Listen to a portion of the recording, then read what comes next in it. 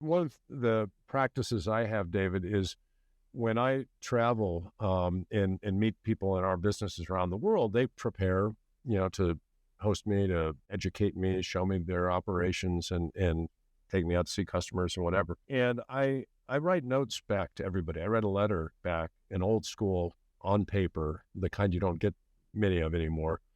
And I pay careful attention to each person that I interact with, and I try to send a letter back to each one to thank them for taking the time and to recognize what it was that we talked about that they shared with me and tell them how much I value that. And it's a way of recognizing, I think back to when I was early in my career, and if a CEO had sent me a letter and actually knew what I was doing, it would have been a really big deal for me. And so I try to remember what it was like to be in the jobs that I'm visiting, and that I had those jobs myself one time. And I want to make sure that people know that I appreciate them. So that's a little practice that I know some other CEOs that do things like that, but I'll come back and write 60 or 70 or 80 letters after a trip. And it's important to me that I make sure people understand that I was paying attention and I really do value what they do.